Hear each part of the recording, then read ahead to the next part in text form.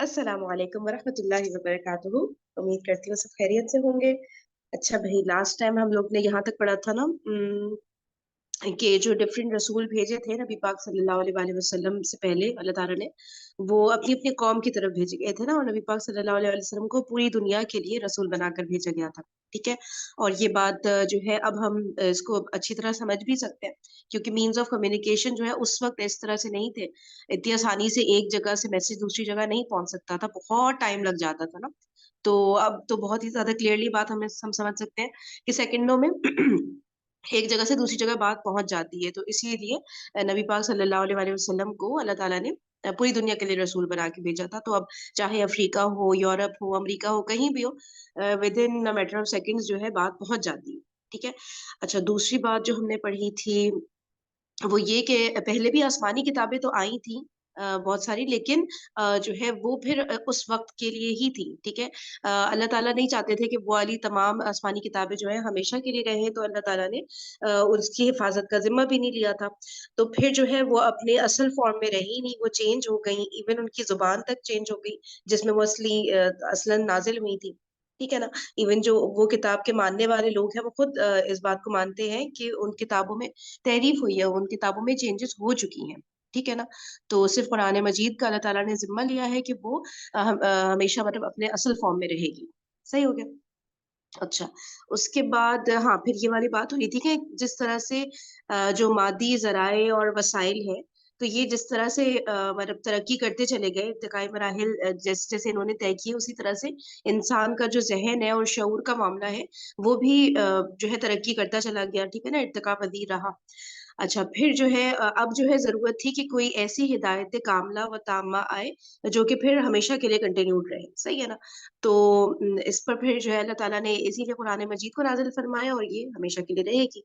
ठीक है? और बाकी जो किताबें वो हमेशा के लिए नहीं रहने वाली थी। ये हमने पढ़ लिया था। सही है? वो अपने-अपने दौर के लिए, अपने-अपने वक़्त के लिए थी। अच्छा, और क्या हमने पढ़ा था? ठीक है? तो अल्लाह ताला चाहे तो ज़ाहिर-सी बात है, अल्लाह ताला चाहते तो वो किताबें भी हमेशा के लिए, जिस तरह से अल्लाह ताला ने कुरान का ज़िम्मा लिया है, तो अल्लाह ताला उन किताबों का ज़िम्मा भी ले सकते थे और हमेशा के लिए वो भी रह जाती। लेकिन अल्लाह ताला की यानी कि ये मशीयत इलाही के मशीयत इलाही में थी ही नहीं ये बात ना, कि अल्लाह ताला उनकी हिफाज़त फरमाते हमेशा के लिए ना, तो ज़ाहिर-सी बात है फिर वो चेंज हो गई। अच्छा, अब जो है उसके बाद हाँ, जो इम्पोर्टेंट चीज़ थी वो हम लोग पढ़ रहे थे। यहाँ तक तो हमने हिफाज़त की बात देख ली थी ना, कि कुरान मजीद का हिफाज़त का ज़िम्मा अल्लाह ताला ने खुद लिया है। ठीक है? अच्छा, अब आगे रीड करते हैं। ज़रा आगे चलिए, कहाँ चला गया? ज़रा आगे चलिए, दूसरी चीज़ जो हुज़ूर सल्लल्लाहु अलैहि वसल्लम लेकर आए या देकर भेजे गए, वो दीन हक है। वो एक निज़ाम इज्तिमाई है। एक ऐसा निज़ाम अदल इज्तिमाई जिसमें सबके हुकूक व फ़राइज़ का एक निहायत मोतदिल और मुतवाज़िन निज़ाम मौजूद है। जिसमें कोई किसी के साथ ज्यादती नहीं कर सकता। ये वो मीज़ान है जिसमें सबके हुकूक व फ़राइज़ का तयन कर दिया गया है। इस मीज़ान से तोल कर मिलेगा जिसको जो कुछ मिलेगा, क़िस्त, अदल और इंसाफ से, हर फ़र्द को, हर शख्स को उसकी नागुज़ीर ज़रूरियात ज़िंदगी मिलेंगी। गौर कीजिए कि एक निज़ाम इज्तिमाई इस दौर के इंसान की असल ज़रूरत है। एक निज़ाम अदल की पूरी नौए इंसानी एहतियाज रखती है। जहाँ तक इनफरादी अखलाकियात का ताल्लुक है, साबका अंबिया व रसुल भी इस लिहाज से बहुत बुलंदियों तक पहुंच चुके थे। हमें ये एतराफ़ करना चाहिए कि ज़ाती अखलाक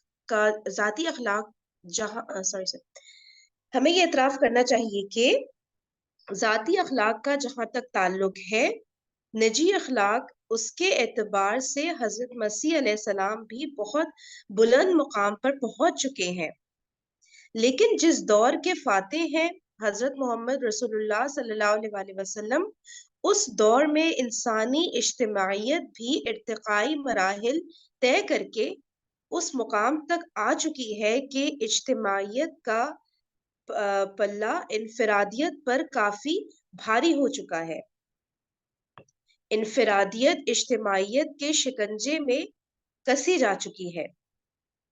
اب اجتماعیت کی گرفت انتہائی مضبوط ہے.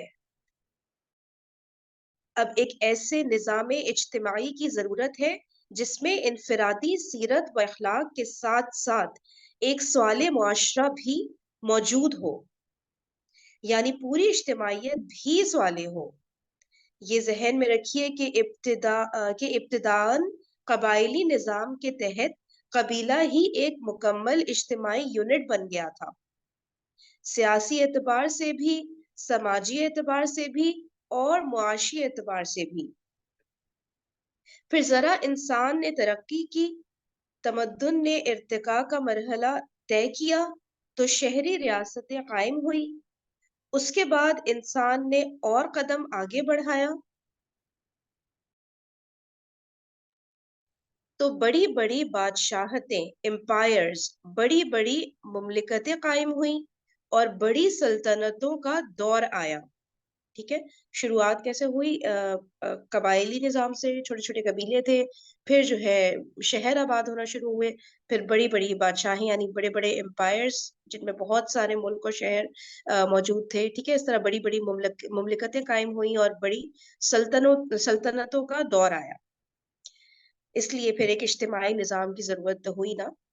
یہ وہ دور ہے جب محمد رسول اللہ صلی اللہ علیہ وآلہ وسلم کی بعثت ہو رہی ہے. ٹھیک ہے نا، بڑی بڑی سلطنتیں، بڑی بڑی مملکتیں قائم ہو چکی ہیں. آپ صلی اللہ علیہ وآلہ وسلم وہ نظام لے کر آئے جو انسانوں کے مابین عدل اور قسط کی ضمانت ہے. قسط کا میننگ کیا ہوتا ہے ایگزیکٹلی؟ قاف سین تو عدل اور قسط، یہ اکثر یہ دونوں ورڈ ساتھ آتے ہیں نا. کسی کو ایگزیکٹلی اس کا میننگ پتا ہے؟ قسط، اچھا میں دیکھ لیتی ہوں، ایک منٹ دیے گا.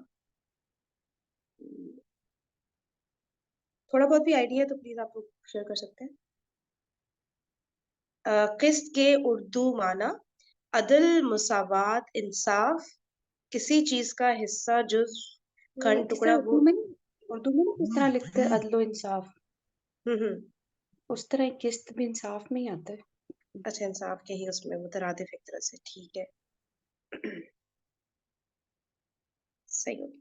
اچھا ٹھیک ہے، تو پھر کیا بات ہو رہی ہے؟ آپ صلی اللہ علیہ وآلہ وسلم وہ نظام لے کر آئے جو انسانوں کے مابین عدل اور قسط کی ضمانت ہے، جس میں کوئی طبقہ دوسرے کے حقوق پر دست درازی نہ کر رہا ہو، جس میں نہ فرد جماعت کے بوجھ تلے سسک رہا ہو، نہ جماعت اور اس کے تقاضے انفرادیت پسندی کے بھیٹ چڑھ گئے ہوں. ایسا نظام میں عدل و قسط صرف دین حق ہے جو خالق کائنات کی جانب واسطہ اپنے آخری رسول صلی اللہ علیہ وآلہ وسلم نوع انسانی کو دیا گیا. اسی کو قرآن دین الحق کہتا ہے. اب ظاہر بات ہے کہ بہتر نظام، نہایت عادلانہ نظام، نہایت منصفانہ نظام اگر کسی کتاب کی زینت ہو، کسی کتاب کے اوراق میں لکھا ہوا موجود ہو، تو وہ نوع انسانی کے لیے حجت اور دلیل نہیں بن سکتا. حجت اور دلیل اور قاطع عذر وہ حقیقی معنوں میں اس وقت تک نہیں بن سکتا جب تک کہ اس کو قائم کر کے اور چلا کر دکھا نہ دیا جائے اور اس دین حق کی برکات و حسنات کا انسان عملی طور پر تجربہ نہ کر لے. صحیح ہے نا؟ ریٹن فارم میں تو چلے دین حق آ گیا، سارے رولز اینڈ ریگولیشن سب کچھ آ گئے، لیکن جب تک پریکٹیکلی کوئی امپلیمنٹ کر کے اس کو نہیں دکھاتا تو پھر دوسروں کے لیے وہ ایگزامپل نہیں بن پاتا نا، وہ کہ بھئی کیسے اس کو فالو کریں ہم ایکچوئل میں، اور پریکٹیکلی جب ہم امپلیمنٹ کریں گے اس نظام کو تو کیا کیا مشکلات آئیں گی، ان سے کس کس طرح لڑنا ہے، کس طرح سے استقامت دکھانا ہے، وہ جب تک عملی طور پر نہ ہو یہ ساری چیزیں نہیں سمجھ میں آتا نا. تو اس لیے ضرورت تھی کہ کوئی اس کو پریکٹیکلی کر کے دکھائے نا، جو ریٹن فارم میں آ چکا ہے نظام کی ڈیٹیلز. آپ کے علم میں ہے افلاطون نے بھی ایک بہت اعلیٰ کتاب لکھی، ریپبلک، جس میں اس نے نظری اعتبار سے بہت عمدہ نظام تجویز کیا، لیکن یہ پوری دنیا کو معلوم ہے کہ وہ نظام کبھی ایک دن کے لیے بھی دنیا میں کسی ایک مقام پر بھی قائم نہیں ہوا، چنانچہ اس کی حیثیت یوٹوپیا کی ہے۔ یوٹوپیا کیا ہوتا ہے؟ وہ ایک آگے پڑھتے ہیں تو شاید سمجھ آئے۔ وہ ایک خیالی جنت ہے، وہ ایک ایسی چیز ہے کہ جو ناممکن العمل ہے۔ اس کے برعکس محمد رسول اللہ صلی اللہ علیہ وآلہ وسلم جو نظام لے کر آئے وہ انفرادی اور اجتماعی زندگی کے تمام گوشوں پر محیط ہے۔ وہ ایک طرف اخلاقی تعلیم کا حسین ترین مرقع ہے تو دوسری طرف اجتماعی زندگی سے متعلق نہایت اعلیٰ ورفع معتدل و متوازن اور منصفانہ نظام کا حامل ہے۔ ٹھیک ہے، تو افلاطون نے یہ بک لکھی تھی بہت ہی زبردست، ریپبلک کے نام سے۔ تو اس نے جو ہے بہت اچھی اس کے نا ڈیٹیلز وغیرہ اور نظام بھی بہت زبردست کیسے قائم کیا جا سکتا ہے، تو اس حساب سے بڑی اچھی باتیں لکھی تھی، لیکن پریکٹیکلی طور پہ وہ کہیں پہ بھی امپلیمنٹ دنیا کے کسی بھی کونے میں امپلیمنٹ نہیں ہو سکی۔ ٹھیک ہے، تو اور اس کے برعکس جو نبی پاک صلی اللہ علیہ وآلہ وسلم نظام لے کر آئے تو وہ انفرادی طور پر بھی مطلب بہترین، اس کے اندر جو ڈیٹیلز تھی تو اور اجتماعی زندگی کے تمام گوشوں پر بھی وہ پوری طرح فٹ بیٹھتی تھی کہ بھئی ایک تو ہوتا ہے نا کہ انسان اپنے اخلاقی طور پر بہت اعلیٰ مقام پر پہنچ گیا لیکن اس کو یہی نہیں سمجھ آ رہا کہ آپس میں ڈیلنگز کیسے کرنی ہے، دوسروں کے ساتھ کیسے معاملات رکھنے ہیں۔ جی سسٹر سعدیہ آپ کچھ کہنا چاہ رہی ہیں؟ آپ انمیوٹ کریے گا، آواز نہیں آ رہی ہے آپ کی۔ میں بھی کچھ مسئلہ ہو مائک میں، آپ چیٹ پہ لکھ دیں تو پھر ہم لوگ اس کو پڑھ لیں گے۔ ٹھیک ہے، آواز بالکل بھی نہیں آ رہی جبکہ آپ نے انمیوٹ بھی کیا ہوا ہے۔ ٹھیک ہے، آپ چیٹ پہ لکھ دیے گا پلیز۔ تو صحیح ہو گیا۔ تو جو نبی پاک صلی اللہ علیہ وسلم نظام لے کر آئے تھے اس میں پھر جو آپس کے معاملات ہیں اور ساری چیزیں کی کہ معاشرہ کس طرح سے چلنا چاہیے اجتماعی طور پر، تو وہ بھی ساری ڈیٹیلز تھیں اور ساری پریکٹیکلی کر کے دکھائی نبی پاک صلی اللہ علیہ وسلم نے نا، تو اس لیے وہ جو ان کا دور تھا وہ پھر ایک مثال کے طور پر سیٹ ہو گیا پوری دنیا کے لیے۔ سورۃ الشورى میں اللہ تعالیٰ نے نبی اکرم صلی اللہ علیہ وآلہ وسلم کی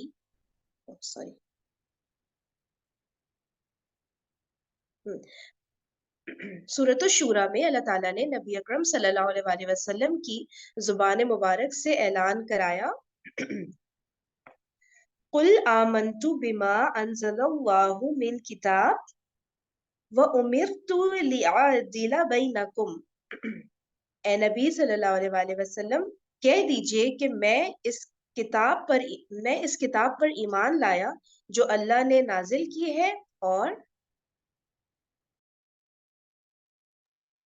مجھے حکم دیا گیا ہے کہ میں تمہارے مابین نظام عدل قائم کروں۔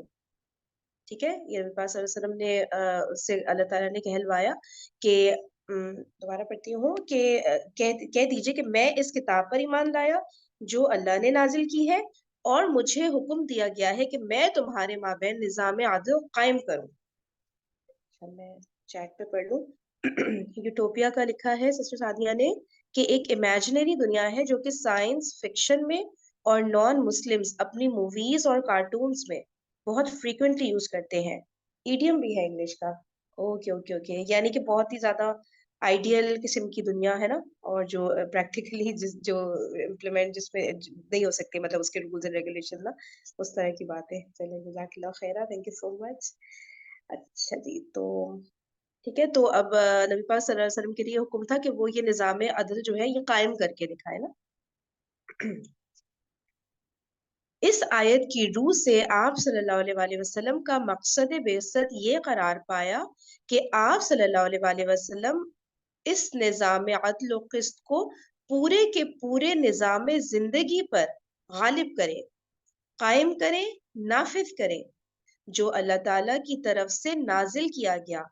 چنانچہ دین حق کے غلبے کے لیے ایک عظیم انقلابی جدوجہد ہے جو ہمیں سیرت محمدی علی صاحبہ الصلاۃ والسلام میں نظر آتی ہے۔ ایک مکمل انقلاب، تاریخ انسانی کا نظام تاریخ انسانی کا عظیم ترین انقلاب وہ ہے جو ہمیں آپ صلی اللہ علیہ وآلہ وسلم کی حیات طیبہ کے 23 برس میں نظر آتا ہے۔ آغاز وحی کے بعد بلکہ صحیح تر شمسی سال و ماہ کے لحاظ سے 21.5 برس کے دوران نظر آتا ہے۔ چنانچہ آپ نے ان مختصر سالوں میں ایک عظیم انقلاب برپا کیا اور اس دین حق کو عملاً دنیا میں نافذ کر کے اس کا ایک نمونہ نوع انسانی کے لیے پیش کر دیا۔ چوتھی چیز جو بہت نمایاں ہو کر سامنے آتی ہے وہ یہ کہ اس جدوجہد میں ہم دیکھیں گے کہ قدم قدم پر مشکلات ہیں، مصائب ہیں، موانع ہیں۔ یہ جدوجہد نبی اکرم صلی اللہ علیہ وآلہ وسلم نے خالص انسانی سطح پر کر کے دکھائی ہے۔ آپ صلی اللہ علیہ وآلہ وسلم نے وہ ساری تکلیفیں جھیلی ہیں جو کسی بھی انقلابی جدوجہد میں کسی بھی داعی انقلاب کو اور انقلابی کارکنوں کو جھیلنی پڑتی ہے۔ وہ تمام شدائد، وہ تمام موانع، وہ تمام مشکلات، وہ تمام آزمائشیں، وہ تمام تکالیف اور مصائب جو جھیلنی پڑتی ہے کسی بھی انقلاب کے علم برداروں کو اور کسی بھی انقلاب کے کارکنوں کو، وہ محمد رسول اللہ صلی اللہ علیہ وآلہ وسلم نے بنفس نفیس جھیلی ہے۔ اس کا بھی ایک سبب جس کو جان لینا چاہیے، یہ انقلاب صرف عرب کے لیے نہیں تھا، یہ پوری نوع انسانی کے لیے تھا، یہ پورے عالم عرضی کے لیے تھا۔ محمد رسول اللہ صلی اللہ علیہ وآلہ وسلم نے جزیرہ نمائے عرب کی حد تک اس کی تکمیل فرما دی اور اس کے بعد عالمی سطح پر اس کی تکمیل کا فریضہ امت کے حوالے کر کے آپ صلی اللہ علیہ وآلہ وسلم نے اللہم رفیق الاعلی کہتے ہوئے رفیق اعلیٰ جل شانہ کی طرف مراجعت اختیار فرمائی، ٹھیک ہے، امت کے حوالے کر کے، یعنی کہ ہمارے حوالے کر کے۔ اب ظاہر ہے کہ بعد میں اس انقلاب کی تکمیل جن لوگوں کو کرنی تھی انہیں خالص انسانی اور بشری سطح پر اس فرض منصبی کو ادا کرنا تھا، لہٰذا محمد رسول اللہ صلی اللہ علیہ وآلہ وسلم جن کے بارے میں کوئی شک نہیں کہ آپ محبوب رب العالمین ہیں، اور اللہ کی شان یہ ہے کہ وہ علی کل شیء قدیر ہے، وہ چاہتا تو اپنے محبوب کے پاؤں میں کانٹا تک چبھنے نہ دیتا، اور آپ صلی اللہ علیہ وآلہ وسلم کا فرض منصبی بھی مکمل ہو جاتا۔ بے شک دیکھیں لکھا ہوا رہا ہے نا کہ اللہ تعالیٰ بے شک علی کل شیء قدیر ہے، وہ چاہتے تو اپنے محبوب کے پاؤں میں کانٹا تک چبھنے نہ دیتے اور آپ صلی اللہ علیہ وآلہ وسلم کا فرض منصبی بھی مکمل ہو جاتا، لیکن فی الواقع ایسا نہیں ہوا۔ حضور صلی اللہ علیہ وآلہ وسلم نے ساری مصیبتیں جھیل کر، ساری تکلیفیں برداشت کر کے دین کو بالفعل قائم و نافذ فرما کر امت پر ہمیشہ کے لیے ایک حجت قائم کر دی ہے کہ اللہ کے اس دین حق کو اب امت نے غالب اور نافذ کرنا ہے، اور اس راہ کی تمام مصیبتیں جھیل کر، تمام قربانیاں دے کر، تمام مشکلات سے عہد برآ ہو کر اب یہی کام امت نے کرنا ہے۔ مجھے تو لگ رہا ہے کہ ہم لوگ کے لیے باقاعدہ مخاطب ہو کر یہ بات ہے کہ بھائی صرف علم نہیں حاصل کرنا ہے، بہت ساری اور چیزیں نا پریکٹیکلی بھی کرنی ہے۔ ہم لوگ علم کے پیچھے اتنا وہ ہو جاتے ہیں کہ بس علم، یہ کورس وہ کورس، ٹھیک ہے نا، وہ سیشن لینا ہے، یہ لینا ہے، اور ایکچوئل میں پریکٹیکلی پتہ نہیں کتنا ڈرپوک ہے ہم لوگ کہ کر ہی نہیں پا رہے ہوتے، اتنا زیادہ پریشر لے رہے ہوتے ہیں سوسائٹی کا۔ تو یہ جملہ میں دوبارہ پڑھوں گی اور ہم لوگ سوچیں کہ یہ ہمارے لیے ہی ہو رہا ہے کہ یہ چیزیں برداشت کرنی ہے، صرف علم کر کے تھوڑی سب کچھ ہو جاتا ہے پریکٹیکلی، اور علم بیٹر سمجھ بھی تب آتا ہے جب ہم عملی میدان میں آتے ہیں، جب پریکٹیکلی اپلائی کرتے ہیں نا علم کو، تب وہ اور بیٹر طریقے سے سمجھ میں آ رہا ہوتا ہے۔ دوبارہ بولتی ہوں کہ اللہ تعالیٰ چاہتے تو کانٹا بھی نہیں چبھنے دیتے نبی پاک صلی اللہ علیہ وسلم کو، اور جو ان کا فرض تھا وہ پورا بھی ہو جاتا، ٹھیک ہے، لیکن فی الواقع ایسا نہیں ہوا۔ हुजूर सल्लल्लाहु अलैहि वसल्लम ने सारी मुसीबतें झेल कर, सारी तकलीफें बर्दाश्त करके, दीन को बिलफेल कायम व नाफिज फरमा कर उम्मत पर हमेशा के लिए एक हुज्जत कायम कर दी है कि अल्लाह के इस दीन हक को अब उम्मत ने नहीं, मैं इसको उल्टा पढ़ूं। अल्लाह के इस दीन हक को अब हमने गालिब और नाफिज करना है, और इस राह की तमाम मुसीबतें झेल कर, तमाम कुर्बानियां देकर, तमाम मुश्किलात से अहद बरा होकर अब यही काम उम्मत ने करना है, नहीं, अब यही काम हमने करना है। मुसलमानों ने नहीं, हमने अब ये फर्ज अंजाम देना है।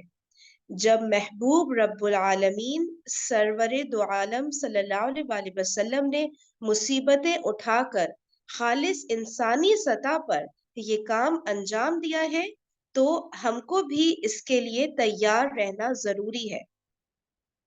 ये बात भी जहन में रखने की है, जो अपनी जगह 100% दुरुस्त है, कि नबी अकरम सल्लल्लाहु अलैहि वसल्लम की सीरत मुताहरा में तमाम अंबिया व रसुल के औसाफ और मुहासिन जमा है। ठीक है, कि नबी पाक सल्लल्लाहु अलैहि वसल्लम की सीरत मुताहरा में तमाम अंबिया और रसूलों के औसाफ यानी सिफत की जमा है ना ये, और मुहासिन जमा है। मुहासिन किसकी जमा है? ये भी कुछ सिफत जैसा ही वर्ड लग रहा है, अच्छी सिफात को शायद कहते हो, समथिंग लाइक दैट। हुस्न यूसुफ अलैहिस्सलाम, दमे ईसा, यद बीदादारी, आचा खूबा हिमा दारिंद तो तन्हा दारी। अच्छा, लेकिन साथ ही वो बात भी पेश नजर रहे जो आ हुजूर सल्लल्लाहु अलैहि वसल्लम ने फरमाई कि तमाम नबियों और रसूलों ने जितनी तकलीफें बर्दाश्त की, मैंने तन्हा वो सब के सब बर्दाश्त की हैं। नेक्स्ट चैप्टर क्या है? हयात नबी सल्लल्लाहु अलैहि वसल्लम क़ब्ल अज़ आगाज़ वही। अच्छा, आगाज़ वही से पहले की जिंदगी। चलिए, शायद सेशन का टाइम 2-3 मिनट में एंड हो जाएगा, तो फिर इसको हम लोग, आज थर्सडे है ना, तो फिर इसको मंडे से ही कंटिन्यू करते हैं। सही है? कोई किसी ने कोई बात करनी है यहाँ पे, कोई अपना पॉइंट ऑफ व्यू, एनीथिंग, कुछ भी डिस्कस करना है तो बता सकते हैं। चलिए ठीक है, फिर सेशन को एंड कर लेते हैं, क्योंकि 2-3 ही लाइन पढ़ेंगे फिर वो एंड हो जाएगा ऑटोमेटिक। सही, फिर इंशाल्लाह कल सूर्य कहफ की डेप्थ स्टडी होगी, और उसके बाद मंडे को फिर यहाँ से कंटिन्यू करेंगे। ठीक है, ओके जी, जज़ाकल्लाहु खैरन कसीरा, सुब्हानकल्लाहुम्मा व बिहम्दिका, नशहदु अल्ला इलाहा इल्ला अंता, नस्तगफिरुका व नतूबु इलैक। अस्सलामु अलैकुम व रहमतुल्लाहि व बरकातुहू।